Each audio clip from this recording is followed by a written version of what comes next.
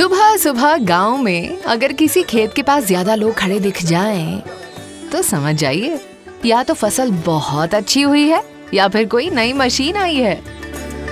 और फिर वहीं खेत के किनारे धीरे धीरे पूरी चौपाल लग जाती है। कोई मिट्टी हाथ में लेकर उसकी सेहत यानी सॉइल हेल्थ की बात करता है, कोई नमो ड्रोन दीदी के आने की चर्चा करता है, तो कोई मुस्कुरा कर कहता है खेती बदल रही है भाई। लेकिन एक वक्त था जब किसान की बातें नई तकनीक से कम मौसम और नुकसान से ज्यादा शुरू होती थी। साल 2013-2014 में कृषि बजट सिर्फ 27,663 करोड़ रुपए था, जिससे किसानों को पूरा सहारा नहीं मिल पाता था।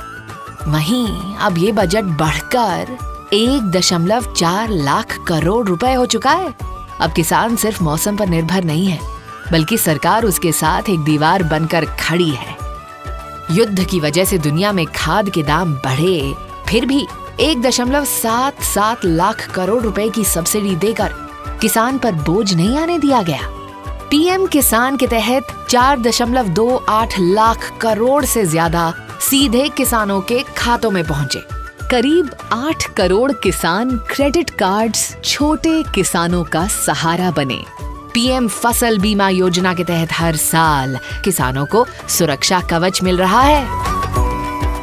अब किसान सिर्फ मौसम नहीं देखता, मोबाइल पर मार्केट प्राइस भी देखता है।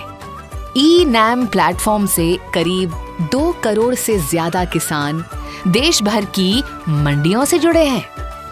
अब तकनीक ही किसान का नया हल है। करीब 26 crore soil health cards lab को खेत तक ले आए हैं।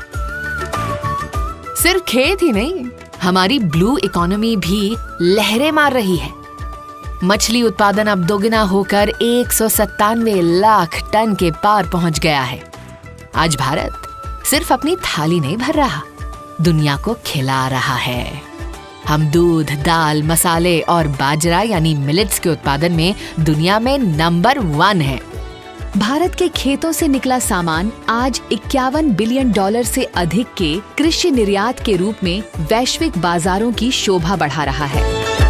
अब शाम को खेत से लौटते वक्त किसान के चेहरे पर सिर्फ थकान नहीं होती, एक सुकून भी होता है कि उसकी मेहनत अब एक विकसित भारत की नींव रख रही है।